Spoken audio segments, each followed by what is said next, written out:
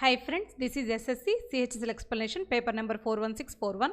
Quantity aptitude questions 51 నుంచి ఉన్నాయి. మనం 51st క్వశ్చన్కి వెళ్దాం. What is the largest 4-digit number which is exactly divisible by 81?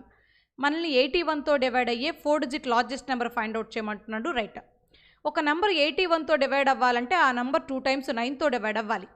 So ఇప్పుడు మనం ఏం చేద్దామంటే ఆప్షన్ వెరిఫికేషన్ చేస్తే సరిపోతుంది. చూద్దాం. ఇగో ఫస్ట్ ఆప్షన్ చూసినట్లయితే ఇది 9తో డివైడ్ అవ్వట్లేదు కాబట్టి ఇది మన ఆన్సర్ కాదు.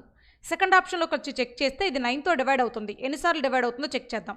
911 టైమ్స్ ఇక్కడ ఒక 36 ఉంది కాబట్టి నాట్ 4 times క్యాన్సిల్ అయిపోతుంది.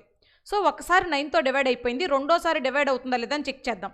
ఇక్కడ 1104 ఉంది కాబట్టి 9తో అయితే డివైడ్ అవ్వట్లేదు. 2 సార్లు డివైడ్ అవ్వాలి కాబట్టి ఒక్కసారి అయింది, రెండోసారి అవ్వలేదు కాబట్టి ఇది మన ఆన్సర్ కాదు. అలాగే థర్డ్ ఆప్షన్లోకి చెక్ చేద్దాం. సో 9తో డివైడ్ అవుతుంది. ఎన్నిసార్లు చూద్దాం. 1102 times క్యాన్సిల్ అయిపోతుంది. ఈ 1102 కూడా 9 multiple క్యాన్సిల్ అవ్వట్లేదు, 9 multiple కావట్లేదు కాబట్టి థర్డ్ ఆప్షన్ ఆన్సర్ కాదు. మొత్తం 4 ఆప్షన్స్ 3 ఆప్షన్స్ క్యాన్సిల్ అయింది కాబట్టి ఫోర్త్ ఆప్షనే మన ఆన్సర్ అవుతుంది. జాగ్రత్తగా చెక్ చేయండి. నెక్స్ట్ బిట్కి వెళ్దాం. Bit number 52. If A and B together do a job in 7.5 days and if A could do the job in 10 days if he worked alone, how many days would B take to the job if he worked alone?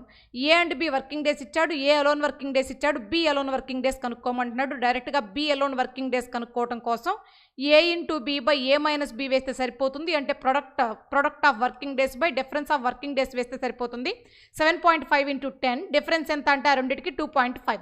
ఈ 2.5 7.5ని 3 times cancel చేస్తుంది. 3 into 10 30. So B alone working days 30 అమ్మా. First ఆప్షన్లో ఉంది, అదే మన answer. Next బిట్కి వెళ్దాం. Bit number 53. What is the area of rectangle of perimeter 48 cm and breadth 10 cm?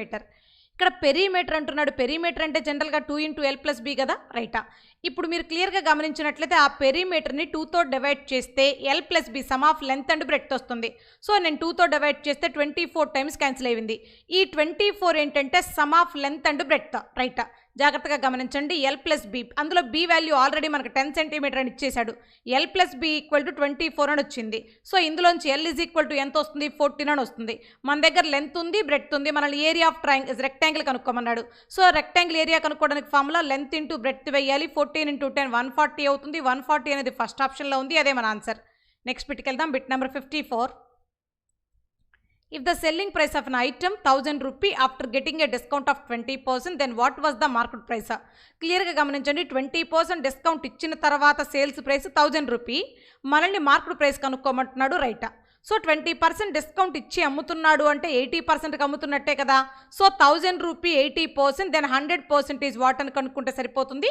So 0 cancel అయిపోయినట్టుంది. రైటా, ఇక్కడ క్లియర్గా గమనించండి. 1000లో 8 125 times క్యాన్సిల్ అవుతుంది. 125 into 10 అంటే 1250. 1250 సెకండ్ ఆప్షన్లో ఉంది, అదే మన ఆన్సర్.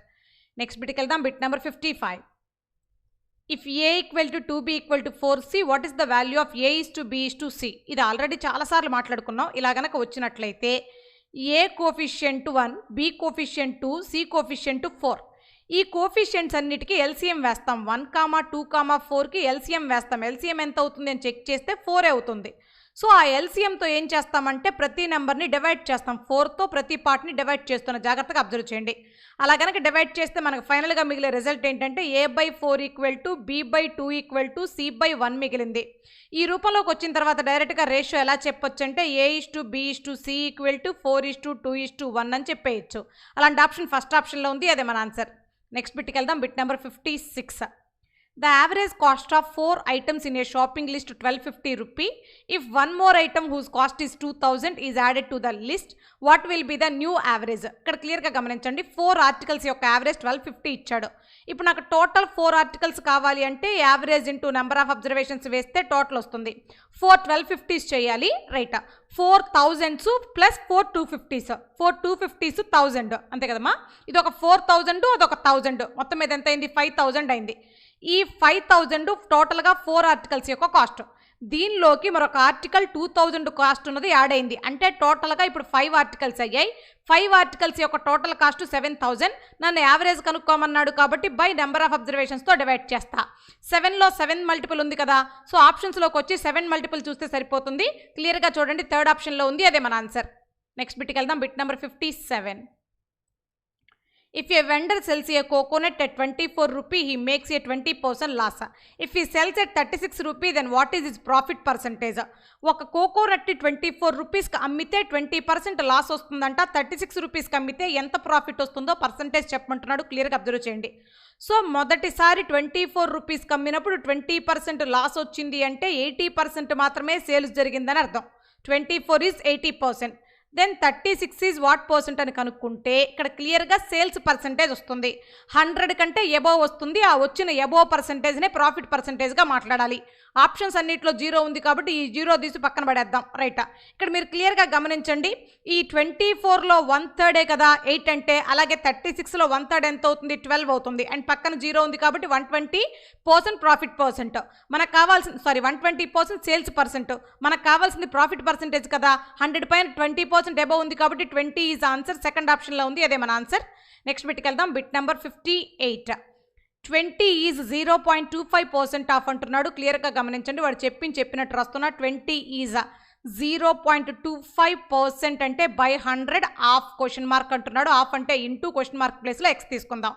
క్లియర్గా అబ్జర్వ్ చేయండి. డెసిమల్ పోవటం కోసం ఆపోజిట్ ప్లేస్లో జీరోస్ తీసుకుంటున్నా. 25తో క్యాన్సిల్ చేస్తే 400 టైమ్స్ క్యాన్సిల్ అవుతుంది. ఈ 400 ఇటు వచ్చేస్తే ఇంటూ అయిపోతుంది. 420 సో 8000 అవుతుంది. So X is equal to 8000 second ఆప్షన్లో ఉంది, అదే మన ఆన్సర్. నెక్స్ట్ బిట్కి వెళ్దాం. Bit number 59. If a taxi going at 40 km/h takes 25 minutes to travel a certain distance, by how much should it increase its speed to travel the same distance in 20 minutes? క్లియర్గా ఒక్క point గమనించండి. స్టార్టింగ్లో 40 km/h స్పీడ్తో వెళ్తున్నప్పుడు 25 minutes time పట్టింది. అలా కాకుండా అదే డిస్టెన్స్ని స్పీడ్ ఇంక్రీజ్ చేసి 20 మినిట్స్లో ట్రావెల్ అయింది. అయితే ఎంత ఇంక్రీజ్ చేసింది స్పీడ్ అని అడుగుతున్నాడు. ఇది మన క్వశ్చన్. పాయింట్ జాగ్రత్తగా అబ్జర్వ్ చేయండి అమ్మా. సో మొదటిసారి ట్రావెల్ చేసినా రెండోసారి ట్రావెల్ చేసినా సేమ్ డిస్టెన్సే ట్రావెల్ చేసింది కాబట్టి ఇక్కడ డైరెక్ట్గా టైమ్స్ రేషియో తీసుకుంటే సరిపోతుంది. మొదటిసారి టైం 25 మినిట్స్, రెండోసారి టైం 20 మినిట్స్. రెండింటికి రేషియో కనుక వేస్తే 5:4 అవుతుంది. ఇది ఏ రేషియో అంటే టైమ్స్ రేషియో అవుతుంది. అబ్జర్వ్ చేయండి. టైమ్స్ రేషియోని ఇన్వర్స్ రాస్తే స్పీడ్స్ రేషియో వస్తుంది కదా. అంటే మొదటిసారి స్పీడ్ 4 పార్ట్స్, తర్వాత సారి స్పీడ్ 5 పార్ట్స్. మొదటిసారి స్పీడ్ ఎంత ఇచ్చాడు 40 km/h అని ఇచ్చాడు. అంటే 4 పార్ట్స్ 40 km/h అయితే సెకండ్ టైం స్పీడ్ కనుక్కోమని లేదు, మనల్ని ఇంక్రీజ్ చేసిన స్పీడ్ కనుక్కోమన్నాడు. సో ఇంక్రీజ్ చేసిన స్పీడ్ 1 పార్టే కదా. సో 1 పార్ట్ 10 km/h అవుతుంది. 10 ఫోర్త్ ఆప్షన్లో ఉంది, అదే మన ఆన్సర్. నెక్స్ట్ బిట్కి వెళ్దాం. Bit number 60. If a compound interest received on certain amount in third year is 1240, what will be the compound interest for the fourth year on the same amount at 9% rate of interest? ఇక్కడ క్లియర్గా గమనించినట్లయితే third year వచ్చిన interest 1240 వచ్చింది. అలాగే 9% చొప్పున fourth ఇయర్కి వచ్చే interest కనుక్కోమంటున్నాడు. ఇప్పుడు ఫోర్త్ ఇయర్కి ఇంట్రెస్ట్ ఎలా వస్తుందంటే థర్డ్ ఇయర్లో ఎంతైతే వచ్చిందో అంత ఇక్కడ కూడా వచ్చి దానిపైన ఇంకొక రేట్ ఆఫ్ ఇంట్రెస్ట్ ఎంత ఉందో అంత పర్సెంట్ ఎక్స్ట్రాగా వస్తుంది. గమనించండి అమ్మా.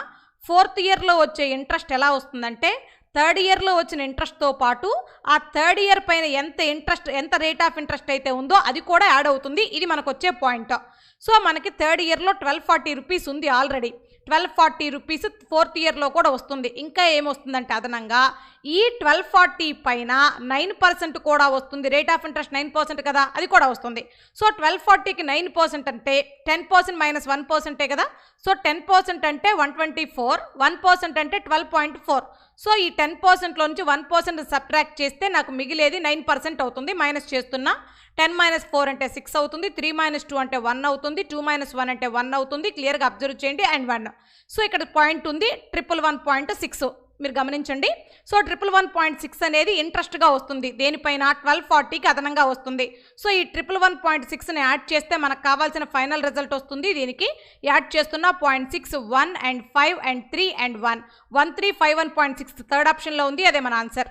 నెక్స్ట్ బిట్కి వెళ్దాం. బిట్ నెంబర్ ఇంకో విషయం అమ్మా, అందరూ 9 మల్టిపుల్ చూస్తూ ఉంటారు. సో 9 మల్టిపుల్ చూడకూడదు, ఎందుకంటే 1240లో 9 లేదు కదా. ఒక 9 మల్టిపుల్కి మరొక 9 మల్టిపుల్ యాడ్ చేస్తేనే 9 మల్టిపుల్ వస్తుంది. ఇది నాన్ 9 మల్టిపుల్, ఇది 9 మల్టిపుల్. సో రెండింటిని యాడ్ చేస్తే 9 మల్టిపుల్ రాదు, నాన్ 9 మల్టిపులే వస్తుంది. జాగ్రత్తగా అబ్జర్వ్ చేయండి. నెక్స్ట్ బిట్కి వెళ్దాం. Bit number 61. If minus 3 by 2 plus 2 by 3 into 3x plus 9 equal to x by 2, then what is the value of x? ఈ ఈక్వేషన్లో x వాల్యూ కనుక్కోమంటున్నాడు. మనం ఏం చేద్దామంటే x ఉన్న టర్మ్స్ అని ఒక పక్క, రిమైనింగ్ టర్మ్స్ అని మరొక పక్క మాట్లాడదాం. సో ఇక్కడ చూడండి, క్లియర్గా గమనించండి, 2 by 3 into 3x ఉంది. సో క్యాన్సిలేషన్ కనుక చేస్తే 2 by 3 into 3x చేస్తే 2x మిగులుతుంది, రైట్. ఈ ప్లస్ x by 2 ఉంది, ఇటు వచ్చేస్తే మైనస్ x by 2 అవుతుంది. మిగతా అన్ని అటు తీసుకెళ్ళిపోదాం. ఇంకా ఈ మైనస్ 3 by 2 ఇటు వస్తే ప్లస్ 3 by 2 అవుతుంది, రాద్దాం. ఇక్కడ చూడండి 2 by 3 into 9 ఉంది. 2 by 3 into 9 అంటే 6 అవుతుంది, ప్లస్లో ఉంది, ఇటు వచ్చేస్తే మైనస్ 6 అవుతుంది. నా క్యాలిక్యులేషన్ కన్వీనియంట్ కోసం నేను ఇదే స్టెప్ని ఇలా రాస్తున్నా, అబ్జర్వ్ చేయండి. 2xని 4x by 2 అని మాట్లాడుతున్నా, మైనస్ x by 2 అలాగే రాస్తున్నా. ఇక్కడ 3 by 2, 6ని 12 by 2 అని రాస్తున్నా. పాయింట్ మీకు అర్థమైంది. సో అన్ని చోట్ల కామన్గా 2 ఉంది కాబట్టి క్యాన్సిల్ అయిపోయింది. ఫైనల్గా మిగిలింది 4x మైనస్ x అంటే 3x, 3 మైనస్ 12 అంటే minus 9. So 3x is equal to minus 9 అయితే x is equal to minus 3 అవుతుంది. మైనస్ 3 ఫోర్త్ ఆప్షన్లో ఉంది, అదే మన ఆన్సర్. నెక్స్ట్ బిట్కి వెళ్దాం. Bit number 62. If a minus b equal to 2 and ab equal to 8, then what is the value of a cube minus b cube? ab 8 అవ్వాలంటున్నాడు. ab 8 అయ్యే సందర్భం ఎక్కడుంది మన దగ్గర అంటే a బదులు 4, b బదులు 2 తీసుకుంటే 4 into 2 8 అవ్వడానికి ఛాన్స్ ఉంది. మనం తీసుకున్న వాల్యూస్ కరెక్టా కాదా అని ఈ ఫస్ట్ ఈక్వేషన్లోకి వచ్చి వెరిఫై చేద్దాం. ఏ ప్లేస్లో 4, బి ప్లేస్లో 2 తీసుకుంటే 4 మైనస్ 2 ఎంత అవుతుందంటే 2. వాడిచ్చింది కూడా 2ని, అంటే మనం తీసుకున్న వాల్యూస్ కరెక్టే. ఏ బదులు 4, బి బదులు 2ని తీసుకొచ్చి సబ్స్టిట్యూట్ చేద్దాం. ఏ క్యూబ్ అంటున్నాడు, 4 క్యూబ్ అంటే 64, మైనస్ బి క్యూబ్ అంటున్నాడు, బి క్యూబ్ అంటే ఎంత అవుతుంది, 8 అవుతుంది. 2 క్యూబ్ అంటే 8 అవుతుంది. గమనించనమా, ఇప్పుడు 64లోంచి 8 తీసేస్తే మనకు ఆన్సర్ వస్తుంది. ఎంత వస్తుంది, 56 వస్తుంది. 56 ఫోర్త్ ఆప్షన్లో ఉంది, అదే మన ఆన్సర్. నెక్స్ట్ బిట్కి వెళ్దాం. Bit number 63. A non-zero number is greater than 7 times its reciprocal by 9.3. What is the number? ఒక నాన్ జీరో నెంబర్ని దాని రెసిప్రోకల్ యొక్క 7 టైమ్స్కి డిఫరెన్స్ 9.3 అంటున్నాడు. ఇక్కడ డెసిమల్లో ఇచ్చాడు. అంటే రెసిప్రోకల్ చేసిన తర్వాత అది ఖచ్చితంగా 7 టైమ్స్, 7తో క్యాన్సిల్ అవ్వాలని రూల్ లేదు. అప్పుడు 7 మల్టిపుల్ చూడబాకండి. గమనించండి అమ్మా, వాడు డెసిమల్లో కనుక రిజల్ట్ ఇస్తే మీరు రెసిప్రోకేట్ చేసిన తర్వాత ఖచ్చితంగా 7తో క్యాన్సిల్ అవుతుందని గ్యారంటీ లేదు. ఇక్కడ మీకు ఇచ్చిన రిజల్ట్ని బట్టి మీరు మార్చుకోవాలి, రైట్. ఇప్పుడు ఏం చేయాలంటే 4 ఆప్షన్స్ వెరిఫికేషన్ చేయాల్సిందే. ఫస్ట్ ఆప్షన్ తీసుకుందాం. ఫస్ట్ ఆప్షన్ 10 ఉంది, రైట్. 10 యొక్క రెసిప్రోకల్ 1/10 అవుతుంది. రెసిప్రోకల్ని 7 టైమ్స్ చేయమన్నాడు. సో 1/10ని 7 టైమ్స్ చేస్తే 7/10 వస్తుంది. 7/10 అంటే 0.7 అవుతుంది. ఈ రెండింటికి డిఫరెన్స్ ఏమవ్వాలంటున్నాడు, 9.3 అవ్వాలంటున్నాడు. చెక్ చేద్దాం. ఇది 10, ఇది 0.7. 10లోంచి 0.7 తీస్తే 9.3 వస్తుంది. సో ఫస్ట్ ఆప్షనే మన ఆన్సర్, ఎందుకంటే మనకు కావాల్సింది కూడా 9.3నే. నెక్స్ట్ బిట్కి వెళ్దాం. Bit number 64. What is the sum of the first 12 terms of arithmetic progression if the first term is 3 and last term is 47? క్లియర్గా గమనించండి, మనల్ని 12 టర్మ్స్ యొక్క సమ్ ఫైండ్ అవుట్ చేయమంటున్నాడు. ఇప్పుడు మన అర్థం ఏంటంటే 12 టర్మ్స్లో 12లో 3 మల్టిపుల్ ఉంది కాబట్టి ఆప్షన్స్లోకి వెళ్ళి 3 మల్టిపుల్ చెక్ చేస్తే సరిపోతుంది, రైట్. 3 మల్టిపుల్ కాదు, 3 మల్టిపుల్ హోల్డ్, 3 మల్టిపుల్ కాదు, 3 మల్టిపుల్ కాదు. ఎస్, సెకండ్ ఆప్షనే మన ఆన్సర్ అవుతుంది.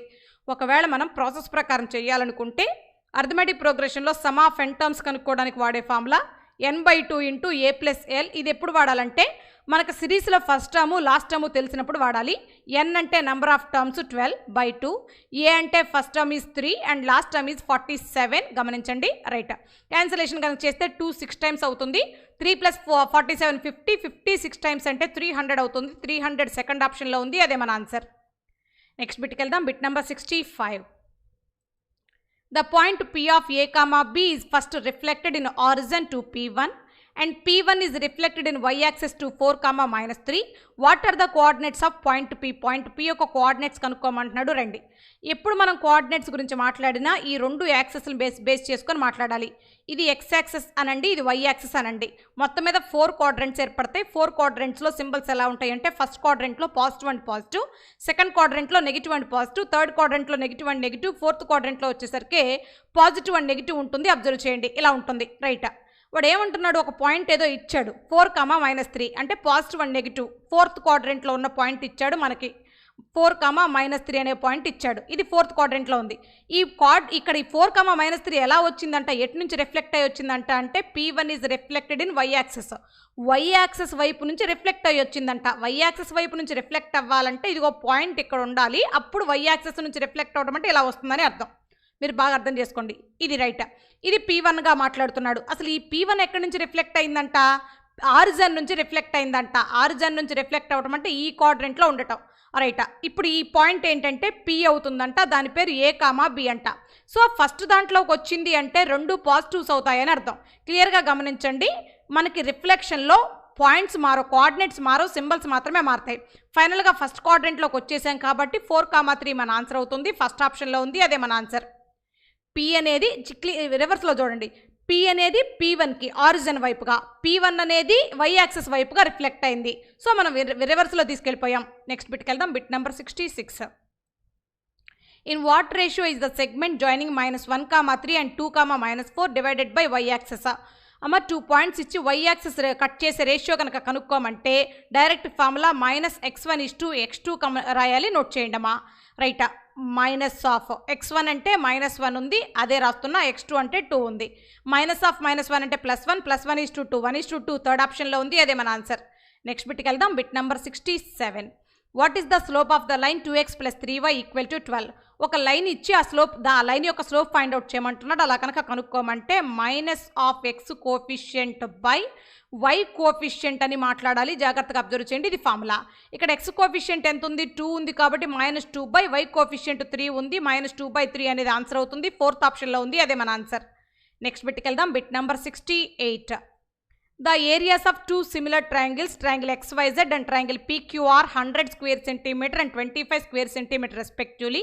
If PQ 4 centimeter, then what is the length of XY? చాలా సార్లు మాట్లాడుకొని ఉన్నాం. రెండు సిమిలర్ ట్రయాంగిల్స్ ఇచ్చినప్పుడు వాటికి ఏరియాస్ రేషియోని తీసుకొని స్క్వేర్ రూట్ చేస్తే సైడ్స్ రేషియో వస్తుందని ఆల్రెడీ మాట్లాడుకున్నాం. రండి, డైరెక్ట్గా నేను మాట్లాడుతుంది. ఇదిగో మొదటి ట్రయాంగిల్ యొక్క ఏరియాకి స్క్వేర్ రూట్ చేస్తున్నా, 100కి స్క్వేర్ రూట్ చేస్తే 10 అవుతుంది.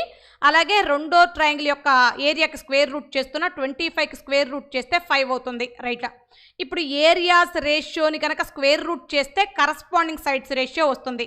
ఇది ఏ ట్రయాంగిల్కి సంబంధించిందంటే ఇది XYZ ట్రయాంగిల్ది, ఇదేమో PQR ట్రయాంగిల్ది. అంటే XYZ ట్రయాంగిల్లో ఉన్న సైడ్ 10 పార్ట్స్, PQR ట్రయాంగిల్లో ఉన్న సైడ్ 5 పార్ట్స్. అందులో PQ 4 సెంటీమీటర్ అని ఇచ్చేశాడు, అంటే 5 పార్ట్స్ ఉన్నది 4 సెంటీమీటర్ అని. మళ్ళీ ఏం ఫైండ్ అవుట్ చేయమన్నాడు? XY అంటే 10 పార్ట్స్ ఉన్నది కనుక్కోమన్నాడు. సో 10 పార్ట్స్ ఉన్నది ఆటోమేటిక్ ఎంత అవుతుంది? 8 సెంటీమీటర్ అవుతుంది. 8 సెంటీమీటర్ థర్డ్ ఆప్షన్లో ఉంది, అదే మన ఆన్సర్. నెక్స్ట్ బిట్కి వెళ్దాం. Bit number 69. What is the value of secant 30 + tan 60? అమ్మ secant 30 అంటే cos 30 రెసిప్రోకల్, cos 30 అంటే √3/2, secant 30 అంటే 2/√3 అవుతుంది, ప్లస్ tan 60 అంటే √3. సో క్రాస్ మల్టిప్లై చేస్తే √3 × √3 3, 3 + 2 5 అవుతుంది. 5/√3 మన ఆన్సర్ అవుతుందమ్మా. 5/√3 ఫస్ట్ ఆప్షన్లో ఉంది, అదే మన ఆన్సర్. నెక్స్ట్ బిట్కి వెళ్దాం. Bit number 70.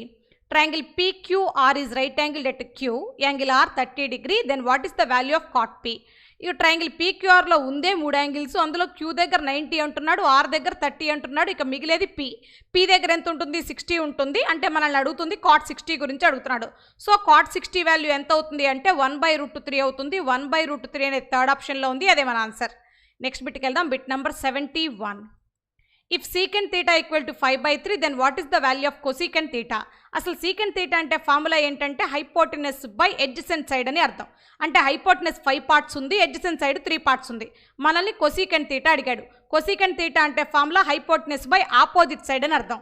హైపోటెనస్ ఏమో 5 పార్ట్స్ ఆల్రెడీ మాట్లాడాం, ఆపోజిట్ సైడ్ కావాలి. సో 5,3 ఉంటే అదర్ సైడ్ ఎంత అవుతుంది? 4 అవుతుంది కదా. సో ఆటోమేటిక్గా ఆపోజిట్ సైడ్ 4 అవుతుంది. 5/4 ఆన్సర్ అవుతుంది, కానీ ఆప్షన్స్లో లేదు. సో డెసిమల్స్లోకి మార్చుంటాడు, చెక్ చేద్దాం. ఇగో చూడండి, 4/3 5/4 కాదు, 3/4 5/4 కాదు. Third option, fourth option answer కాదు. ఇదిగో 4తో డివైడ్ చేస్తే 1 పాయింట్ సంథింగ్ టైమ్స్ పోతుంది. ఇది 1 పాయింట్ సంథింగ్ లేదు కాబట్టి సెకండ్ ఆప్షనే మన ఆన్సర్ అవుతుంది. నెక్స్ట్ బిట్కి వెళ్దాం. Bit number 72. పై చాట్ ఇచ్చాడు. పై చాట్లో ఏమడుగుతున్నాడు అంటే which partner has the lowest share? వీళ్ళందరిలో కల్లా లోయెస్ట్ షేర్ ఎవరిదని అడుగుతున్నాడు. సి దగ్గర 5% మాత్రమే ఉంది. C is the answer, first option అమ్మా. నెక్స్ట్ బిట్కి వెళ్దాం. Bit number 73. Share of E is equal to the combined share of E దగ్గర ఉన్న షేర్ అనేది ఇవి 4 ఆప్షన్స్లో ఎవరి కంబైన్డ్ షేర్కి ఈక్వల్ అవుతుందని అడుగుతున్నాడు. అసలు ఈ దగ్గర ఉన్న షేర్ ఎంత అంటే 40%. ఈ షేర్ 40% అమ్మ, గమనించండి. అలాగే ఎఫ్, ఏ అండ్ బి చూద్దాం. ఫస్ట్ ఆప్షన్ చూద్దాం. ఎఫ్ దగ్గర 10 ఉంది, ఏ దగ్గర 20 ఉంది, బి దగ్గర 10 ఉంది. సో యాడ్ చేస్తే 40. మనకు కావాల్సింది కూడా ఈ షేరు, ఈ ముగ్గురు షేరు ఈక్వల్ అవ్వటమే. సో ఫస్ట్ ఆప్షనే మన ఆన్సర్ అవుతుంది. నెక్స్ట్ బిట్కి వెళ్ళిపోదాం. Bit number 74. Ratio of shares of E and B to those A, C, D, F ఈజా. ఈ అండ్ బికి, ఈ నలుగురికి, మిగతా నలుగురికి రేషియో అడుగుతున్నాడు. రైటా. మొత్తం మీద 6 పార్ట్నర్స్ ఉన్నారు. అబ్జర్వ్ చేయండి అమ్మా. ఈ అండ్ బి, ఈ దగ్గర 40 ఉంది, బి దగ్గర 10 ఉంది. 40 + 10 అంటే 50%. మొత్తం పై చార్టు 100%, అందులో 50% ఆల్రెడీ కౌంట్ చేసి ఇంకా రిమైనింగ్ ఎంత ఉంటుందంటే ఇంకా 50% ఉంటుంది. ఈ రెండింటికి రేషియో వేస్తే 1:1 అవుతుంది. థర్డ్ ఆప్షన్లో ఉంది, అదే మన ఆన్సర్. నెక్స్ట్ బిట్కి వెళ్దాం. Bit number 75. If the company earns 20 lakh rupee profit and decides to distribute half of its shareholders, how much does D get? క్లియర్గా గమనించండి. వచ్చిన ప్రాఫిట్ ఎంత అంటే 20 lakh రూపీ. అందులో హాఫ్ను మాత్రమే ఈ పార్ట్నర్స్ అందరికీ షేర్ చేద్దాం అనుకుంటున్నారు. అలా షేర్ చేసినట్లయితే డి అనేవాడికి ఎంత వస్తుందని అడుగుతున్నాడు. సో 20 lakhలో హాఫ్ అంటే 10 lakh. ఈ 10 lakhలో డి అనేవాడికి ఎంత పర్సెంట్ వస్తుందో చూద్దాం. డి అనేవాడికి 15% వస్తుంది. 10 lakhకి 10% అంటే 1 lakh. 5% అంటే 50,000. సో 1,50,000 మన ఆన్సర్ అవుతుంది. టోటల్గా 1,50,000 ఎక్కడ ఉందంటే 4th ఆప్షన్లో ఉంది, అదే మన ఆన్సర్. Thank you friends.